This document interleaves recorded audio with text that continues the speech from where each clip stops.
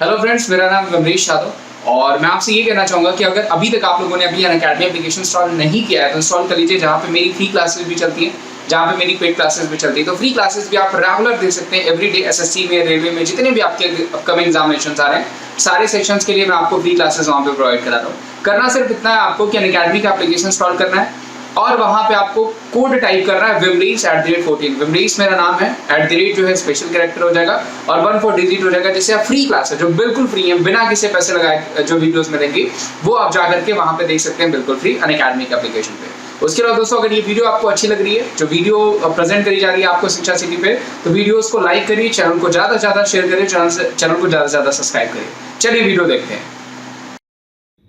नमस्कार, स्वागत है आप सभी का शिक्षा सिटी के इस यूट्यूब चैनल में। दोस्तों, आज से हम एक नई सीरीज स्टार्ट करेंगे आरआरबी, एनटीपीसी और ग्रुप डी के लिए। दोस्तों, आज से हम डेली आप तक एक टेस्ट सीरीज पहुंचाएंगे तथा इस टेस्ट सीरीज में टोटल 30 प्रश्नों को हम सॉल्व करेंगे तथा ये जो 30 प्रश्न होंगे ये जीके, जीएस और करंट अफेयर्स पे आधारित होंगे तथा इन प्रश्नों को सॉल्व करने के लिए प्रत्येक प्रश्न के लिए आपको 4 से लेकर 5 सेकेंड तक का समय दिया जाएगा तथा पूरी ईमानदारी के साथ आप इस टेस्ट सीरीज को अटेंड कीजिएगा तथा कमेंट बॉक्स में हमें बताइएगा कि इन 30 प्रश्नों में से आपके कितने प्रश्न सही हुए हैं। तो चलिए आज की पहली टेस्ट सीरीज को स्टार्ट करते हैं और देख लेते हैं कि कौन कौन से 30 महत्वपूर्ण प्रश्नों को आज के इस पहले टेस्ट सीरीज में हमने सम्मिलित किया हुआ है। तो चलिए वीडियो को शुरू करते हैं।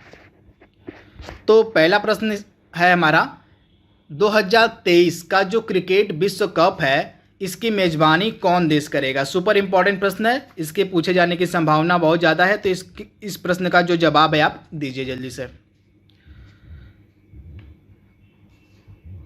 तो पहले प्रश्न का राइट आंसर हो जाएगा हमारा इंडिया, यानी कि भारत में जो है 2023 का जो क्रिकेट वर्ल्ड कप है उसका आयोजन किया जाएगा। तो आप इसे याद रखिएगा, ये मोस्ट इम्पॉर्टेंट प्रश्न है जो आपके एग्जाम में पूछा जा सकता है। वहीं अगर हम पिछले क्रिकेट वर्ल्ड कप की बात करें 2019 की, तो 2019 का जो क्रिकेट विश्व कप था इसका आयोजन कहाँ किया गया था, तो इंग्लैंड और वेल्स में। सम्मिलित रूप से आप याद रखिएगा, इंग्लैंड और वेल्स में, इन दो जगहों पे जो है 2019 के क्रिकेट विश्व कप का आयोजन किया गया था तथा इसको जीता किस देश ने था, तो इंग्लैंड ने 2019 का क्रिकेट विश्व कप जीता था।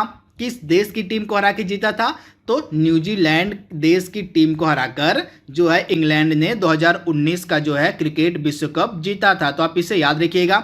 इसके साथ एक चीज़ और आप याद रखिएगा, जो 2023 का क्रिकेट विश्व कप होगा इसका कौन सा संस्करण भारत में आयोजित किया जाएगा, यह भी मोस्ट इंपॉर्टेंट प्रश्न है।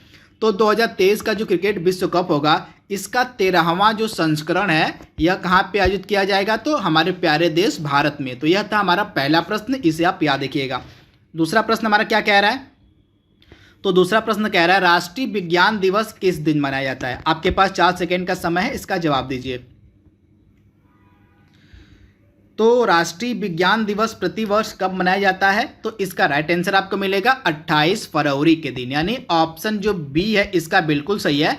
28 फरवरी के दिन जो है राष्ट्रीय विज्ञान दिवस मनाया जाता है। तो आप इसे याद रखिएगा, ये मोस्ट इम्पॉर्टेंट प्रश्न है। तथा 28 फरवरी को क्यों मनाया जाता है, तो हमारे भारतीय वैज्ञानिक थे सीवी रमन। आप याद देखिएगा, हमारे भारतीय वैज्ञानिक थे सीवी रमन, इनका नाम आप याद रखिएगा। सीवी रमन के द्वारा 1928 में रमन प्रभाव की खोज की गई थी। इसी कारण से जो है 28 फरवरी को प्रत्येक दिन जो है क्या मनाया जाता है, प्रत्येक दिन राष्ट्रीय विज्ञान दिवस मनाया जाता है। तीसरा प्रश्न हमारा क्या है, आपको बताना है कि जो पहला ओलंपिक खेल था इसका आयोजन निम्नलिखित में से किस जगह किया गया था। तो जो पहला ओलंपिक खेल था इसका जो आयोजन है वह यूनान में किया गया था। कहाँ पे, यूनान, जिसको हम ग्रीस भी कहते हैं। इसका एक शहर है एथेंस, आप याद रखिएगा, इसका एक शहर है एथेंस। यहीं पे 1896 ईस्वी में जो है पहला ओलंपिक खेल आयोजित किया गया था। तो आप इसे याद रखिएगा, ये भी मोस्ट इंपॉर्टेंट प्रश्न है। इसके बाद अगर हम 2020 के ओलंपिक खेलों की बात करें, तो 2020 का जो ओलंपिक खेल है यह कोरोना वायरस की वजह से स्थगित कर दिया गया है। अब 2020 का जो ओलंपिक खेल है इसका जो आयोजन 2021 में किया जाएगा, किस जगह पे, तो जापान की राजधानी टोक्यो में। तो इसे भी आप याद रखिएगा, 2020 का जो ओलंपिक खेल था यह टोक्यो में होने वाला था, परंतु 1 साल के लिए इसको स्थगित कर दिया गया है। अब यह जो खेल है 2021 में ओलंपिक खेल ग्रीष्मकालीन की यहाँ पे बात हो रही है, यह टोक्यो में आयोजित किया जाएगा, तो इसे भी आप ध्यान दीजिएगा। चौथा प्रश्न हमारा है, इसरो का मुख्यालय आपको बताना है निम्नलिखित में से किस जगह पे है। तो इसरो का मुख्यालय आपको कहाँ मिलेगा? बेंगलोर में, यानी ऑप्शन इसका जो ए है बिल्कुल सही। आप इसे याद देखिएगा, बेंगलोर में आपको मिलेगा इसरो का हेडक्वार्टर। यह हमारे भारत सरकार की अंतरिक्ष एजेंसी है इसरो। इसका पूरा नाम भी कई बार एग्जाम में पूछ लिया जाता है, तो आप याद देखिएगा, हिंदी में इसका पूरा नाम होता है भारतीय अंतरिक्ष अनुसंधान संगठन और इंग्लिश में इसका पूरा नाम होता है इंडियन स्पेस रिसर्च ऑर्गेनाइजेशन। इसकी स्थापना कब की गई थी? तो 1969 में इसरो की स्थापना की गई थी। इसका हेडक्वार्टर आपको मिलेगा बेंगलुरु में। और इसके प्रेजेंट टाइम में प्रमुख कौन है? तो के सिवन जो हैं इसके प्रेजेंट टाइम में प्रमुख हैं। तो इतनी सारी चीज़ें आप याद रखिएगा।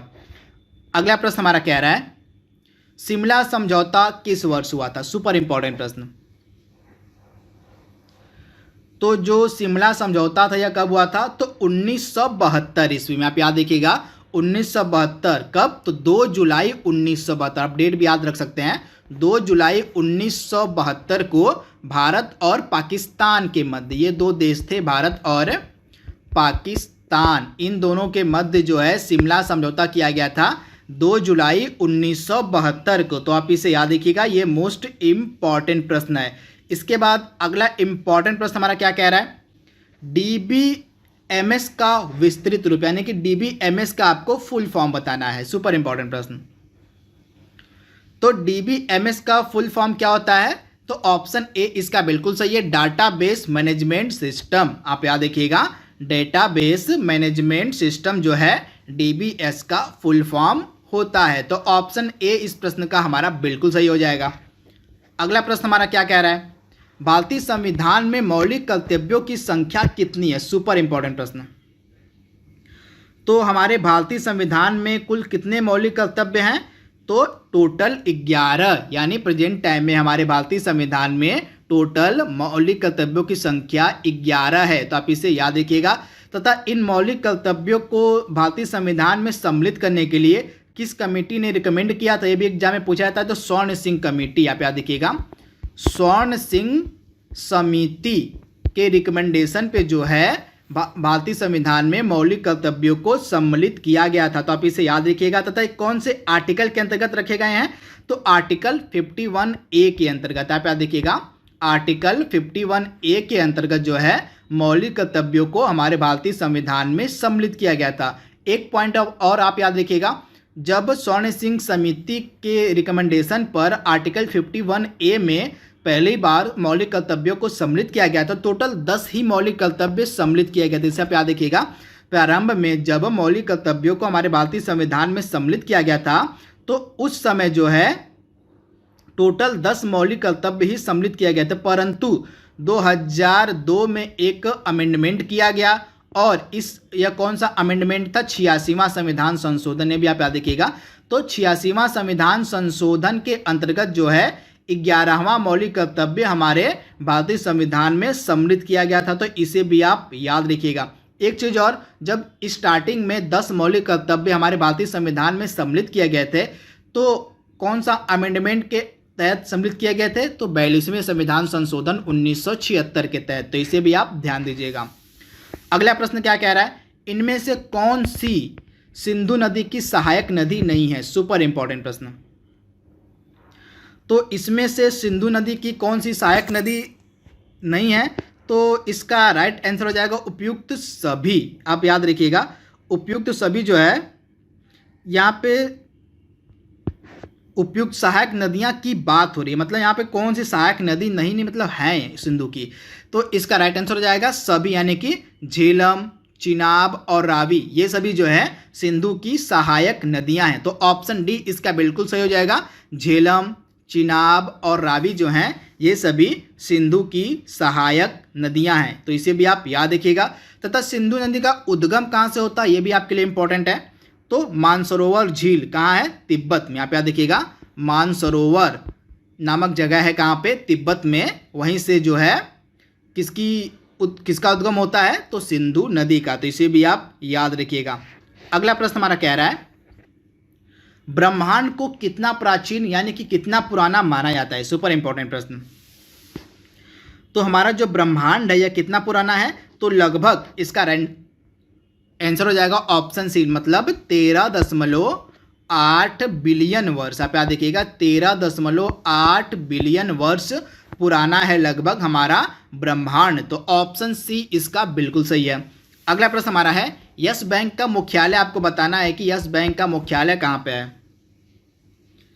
तो यस बैंक का मुख्यालय आपको मिलेगा मुंबई में, यानी ऑप्शन ए इसका बिल्कुल सही है। मुंबई में आपको यस बैंक का मुख्यालय मिलेगा तथा इसकी स्थापना की गई थी 2004 ईस्वी में। तो इसे भी आप याद रखिए।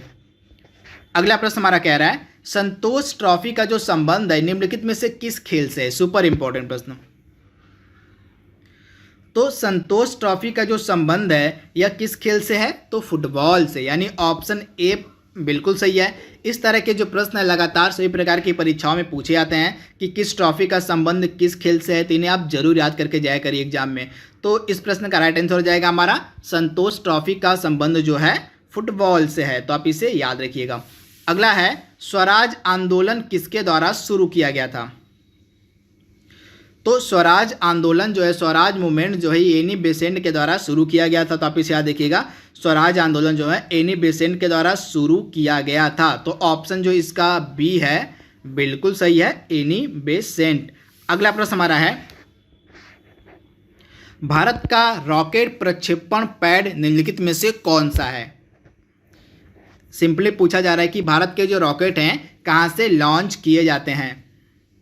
तो तीनों जो श्रीहरिकोटा हो गया, तिरुवनंतपुरम हो गया और उड़ीसा, ये तीनों जगह जो है भारत के रॉकेट प्रक्षेपण पैड स्थापित किए गए हैं। आपको तिरुवनंतपुरम केरल की राजधानी है, उसके बाद उड़ीसा में एक जगह है बालासोर। आप याद देखिएगा उड़ीसा में एक जगह है बालासोर, यहीं से रॉकेट प्रक्षेपण किया जाता है। और श्रीहरिकोटा आपको कहाँ मिलेगा?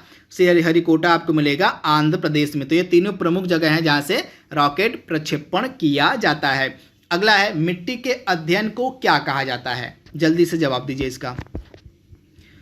तो मिट्टी के अध्ययन को क्या कहा जाता है? तो मिट्टी के अध्ययन को कहा जाता है पेडोलॉजी। आप याद देखिएगा मिट्टी के अध्ययन को कहा जाता है पेडोलॉजी। तो ऑप्शन बी इसका बिल्कुल सही, आप इसे याद देखिएगा। वहीं ऑस्टियोलॉजी के रूप में किसके अध्ययन को जानता है? तो हड्डियों का जो अध्ययन होता है वो ऑस्टियोलॉजी के अंतर्गत किया जाता है। आप याद देखिएगा हड्डियों का जो अध्ययन होता है यह ऑस्टियोलॉजी के अंतर्गत किया जाता है। तो इसे भी आप याद रखिएगा।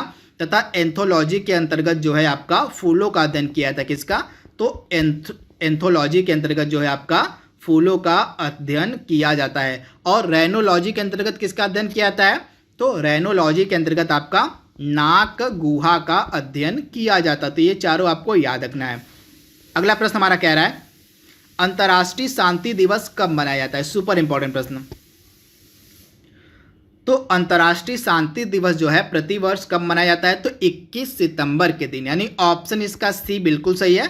21 सितंबर के दिन जो है अंतर्राष्ट्रीय शांति दिवस मनाया जाता है। तो आप इसे ध्यान दीजिएगा। अगला प्रश्न हमारा क्या है? विश्व का पहला कैशलेस देश कौन बना है? तो विश्व का जो पहला कैशलेस देश है यह बना है स्वीडन। स्वीडन जिसकी राजधानी आपको मिलेगी स्टॉकहोम। क्या राजधानी है? तो स्टॉकहोम जो है इसकी राजधानी है स्वीडन की। तथा ये जो स्वीडन है यह विश्व का पहला कैशलेस देश बन गया है। तो इसे भी आप ध्यान दीजिएगा। अगला प्रश्न हमारा है प्रदर्शन यानी कि परफॉर्मेंस और मेमोरी के आधार पर बिग आयरन किस प्रकार का कंप्यूटर है? सुपर इंपॉर्टेंट प्रश्न। तो प्रदर्शन और मेमोरी के आधार पर जो बिग आयरन है यह किस प्रकार का कंप्यूटर है? तो प्रदर्शन और मेमोरी के आधार पर जो बिग आयरन है यह एक मेन फ्रेम कंप्यूटर है, यानी ऑप्शन सी इसका बिल्कुल सही है। मेन फ्रेम कंप्यूटर हो जाएगा इसका राइट आंसर। अगला प्रश्न हमारा कह रहा है वर्ष 1980 में विकसित किए गए पहले सर्च इंजन का आपको नाम बताना है। सुपर इंपॉर्टेंट प्रश्न। तो वर्ष 1980 के दशक में जो पहला सर्च इंजन था यह कौन सा विकसित किया गया था? तो पहला सर्च इंजन बनाया गया था आची, यानी ऑप्शन इसका सी बिल्कुल सही है, आची। अगला प्रश्न हमारा है भाप इंजन किस सिद्धांत पर आधारित है, यानी कि भाप से इंजन जो है यह किस सिद्धांत पर कार्य करता है, सुपर इंपॉर्टेंट प्रश्न। तो जो भाप इंजन किस पे कार्य करता है, तो ऊष्मागतिकी के पहले नियम पर कार्य करता है भाप इंजन। तो इसका राइट आंसर आपको मिलेगा ऑप्शन बी, यानी कि भाप इंजन जो है ऊष्मागतिकी के प्रथम सिद्धांत पर कार्य करता है। अगला प्रश्न हमारा कह रहा है चुंबकीय क्षेत्र रेखाएं चुंबक के किस भाग से निकलती हैं, सुपर इंपॉर्टेंट प्रश्न। जो चुंबकीय क्षेत्र रेखाएं होती हैं चुंबक के उत्तरी ध्रुव वाले भाग से निकलती हैं, यानी ऑप्शन इसका बी बिल्कुल सही हो जाएगा। जो चुंबक का उत्तरी ध्रुव वाला भाग होता है उससे जो है चुंबकीय क्षेत्र रेखाएं निकलती हैं। तो इसका राइट आंसर हो जाएगा ऑप्शन बी, यानी कि उत्तरी ध्रुव। अगला प्रश्न हमारा कह रहा है दाब का एसआई मात्रक आपको बताना है कि दाब का एसआई मात्रक कौन सा होता है। तो दिए गए ऑप्शन में से दाब का एसआई मात्रक आपको मिलेगा पास्कल। क्या हो जाएगा, तो दाब का जो एसआई मात्रक होता है वह पास्कल होता है, यानी ऑप्शन ए इसका बिल्कुल सही हो जाएगा। पास्कल जो है यह दाब का एसआई मात्रक होता है, तो इसे भी आप याद रखिएगा। वही न्यूटन किसका एसआई मात्रक होता है तो न्यूटन जो होता है यह बल का एसआई मात्रक यानी कि फोर्स का एसआई मात्रक होता है न्यूटन, तो आप इसे याद रखिएगा। तथा वॉट किसका एसआई मात्रक होता है, तो वॉट जो होता है यह शक्ति यानी कि पावर का एसआई मात्रक होता है। अगला प्रश्न हमारा कह रहा है विद्युत चुंबकीय स्पेक्ट्रम की जो वेव लेंथ है, तरंग दैर्ध्य है, किस सीमा के प्रकाश के बीच होती है, सुपर इंपॉर्टेंट प्रश्न। तो इसका राइट आंसर आपको मिलेगा 3900 एंगस्ट्रॉम से लेके 7800 एंगस्ट्रॉम के मध्य जो है विद्युत चुंबकीय स्पेक्ट्रम की जो है तरंग दैर्ध्य होती है। तो ऑप्शन सी इसका बिल्कुल सही हो जाएगा 3900 एंगस्ट्रॉम से लेके 7800 एंगस्ट्रॉम के मध्य। अगला प्रश्न हमारा है जब अम्ल को संकेतक मिथाइल ऑरेंज में जोड़ा जाता है तो इसका किस प्रकार रंग दिखता है, मतलब कैसा रंग दिखता है। तो जब अम्ल को संकेतक मिथाइल में जोड़ा जाता है तो इसका रंग किस प्रकार दिखता है, तो लाल यानी कि रेड, यानी ऑप्शन सी इसका बिल्कुल सही है। अगला प्रश्न हमारा है कमरे के तापमान पर निम्नलिखित में से कौन से अधातु तरल अवस्था में मौजूद होते हैं। तो ब्रोमीन एक अधातु है जो कमरे के तापमान पर तरल अवस्था में मौजूद होता है, यानी ऑप्शन ए इसका बिल्कुल सही है। ब्रोमीन जो है एकमात्र ऐसा धातु है, एक अधातु है, आप याद देखिएगा ब्रोमीन एक अधातु है जो कमरे के तापमान पर तरल अवस्था में आपको मिल जाएगा, तो आप इसे याद रखिएगा। अगला है यहाँ पे अधातु की बात हो रही है, आप याद रखिएगा। तो ब्रोमीन जो है एक प्रकार का अधातु है जो कमरे के तापमान पर तरल अवस्था में आपको मिलेगा। वहीं अगर हम पारा की बात करें तो पारा जो है ये एक धातु का उदाहरण है तथा यह कमरे के तापमान में तरल अवस्था में मिलेगा। तो आप याद देखिए धातु पूछ रहा है कि अधातु, अगर धातु पूछेगा तो पारा आंसर हो जाएगा आपका, और अधातु पूछेगा तो आपका ब्रोमीन आंसर हो जाएगा। तो दोनों आपको याद रखना है। अगला प्रश्न हमारा है कार्बन में उपस्थित इलेक्ट्रॉनों की संख्या आपको बतानी है। तो कार्बन में जो इलेक्ट्रॉन होते हैं कितने होते हैं, तो टोटल 6 होते हैं, यानी ऑप्शन इसका सी बिल्कुल सही है। कार्बन में उपस्थित इलेक्ट्रॉनों की संख्या कितनी होती है, 6, तो ऑप्शन सी इसका बिल्कुल सही है। अगला प्रश्न हमारा है नर में शुक्राणु यानी कि स्पर्म के उत्पादन के लिए निम्नलिखित में से कौन सा हार्मोन जिम्मेदार होता है। तो ऑप्शन इसका बी बिल्कुल सही होगा। टेस्टोस्टेरोन जो है हार्मोन होता है जो नर में शुक्राणु यानी कि स्पर्म के उत्पादन के लिए जिम्मेदार होता है, तो टेस्टोस्टेरोन इसका राइट आंसर हो जाएगा, आप इसे याद रखिएगा। अगला प्रश्न हमारा है निम्नलिखित में से किसने रक्त समूह की खोज की थी। तो जो रक्त समूह होते हैं ए हो गया, ए बी हो गया, ओ हो गया और बी हो गया, ये सभी जो रक्त समूह हैं आपको बताना है कि इन रक्त समूहों की जो खोज है किसके द्वारा की गई थी। तो कार्ल लैंड स्टीनर इसका राइट आंसर हो जाएगा ऑप्शन सी। तो कार्ल लैंड स्टीनर के द्वारा जो है खोज की गई थी किसकी, तो रक्त समूहों की, तो आप इसे याद रखिएगा। वहीं चार्ल्स डार्विन की द्वारा किसकी खोज की गई, तो विकासवाद की, किसकी, तो विकासवाद की जो खोज है वह चार्ल्स डार्विन के द्वारा की गई थी, तो इसे भी आप याद रखिएगा। अगला है सार्वजनिक परिवहन निःशुल्क सेवा की पेशकश करने वाला विश्व का पहला देश कौन बना है, कि जो पब्लिक ट्रांसपोर्ट है उसको निःशुल्क कर दिया गया है किस देश के द्वारा, आपको बताना है। तो पब्लिक ट्रांसपोर्ट को निःशुल्क करने वाला पहला देश बन गया है लग्जमबर्ग, यानी ऑप्शन ए इसका बिल्कुल सही है। जो लग्जमबर्ग है यह पब्लिक ट्रांसपोर्ट को जो है निःशुल्क करने वाला पहला देश बन गया है, तो आप इसे याद रखिएगा, लग्जमबर्ग। अगला प्रश्न हमारा है, यूके के ब्रेग्जिट सचिव के रूप में किसे नियुक्त किया गया है? सुपर इंपॉर्टेंट प्रश्न।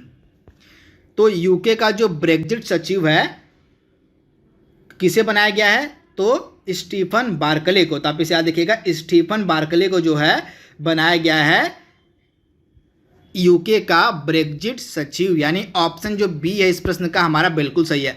आज के टेस्ट सीरीज का लास्ट प्रश्न हमारा है, भारत अपने पहले G20 शिखर सम्मेलन की मेजबानी कब करेगा? तो भारत जो है G20 शिखर सम्मेलन की मेजबानी कब करेगा? तो इसका राइट आंसर आपको मिलेगा 2023 में। तो आप इसे याद रखिएगा, सॉरी 2022 में। 2022 में जो है भारत G20 शिखर सम्मेलन की जो है मेजबानी करेगा। तो 2022 इसका राइट आंसर आपको मिलेगा, आप इसे याद रखिएगा। तथा 2022 की खास बात क्या है ये भी आप याद रखिएगा। तो 2022 की खास बात यह है कि यह हमारी आज़ादी की 75वीं वर्षगांठ होगी। इसी के उपलक्ष्य में जो है हम 2022 के G20 शिखर सम्मेलन का आयोजन भी करेंगे, तो आप इसे याद रखिएगा। तथा 2019 का शिखर सम्मेलन G20 का कहाँ आयोजित किया गया था? तो 2019 का जो शिखर सम्मेलन था यह आयोजित किया गया था जापान में, आप याद रखिएगा। 2019 का शिखर सम्मेलन G20 का जापान में आयोजित किया गया था। वहीं 2020 का कहाँ आयोजित किया गया था? तो 2020 का जो शिखर सम्मेलन है यह सऊदी अरब आयोजित करेगा, सऊदी अरब, आप याद रखिएगा 2020 का सऊदी अरब में। 2021 का आपको मिलेगा इटली में होगा। 2021 कहाँ पे होगा? 2021 का जो G20 शिखर सम्मेलन है यह आपको इटली में होगा, इसे भी आप याद रखिएगा। और 2022 का जो शिखर सम्मेलन है यह भारत में आयोजित किया जाएगा। तो इतनी सारी चीज़ें आपको याद रखनी है। तो दोस्तों यहाँ पे हमने टोटल 30 इंपॉर्टेंट प्रश्नों को कवर कर लिया है अपनी पहली टेस्ट सीरीज में। आई होप आपको वीडियो पसंद आएगा। तो आज के लिए बस इतना ही। Thank you, thanks for watching, thank you.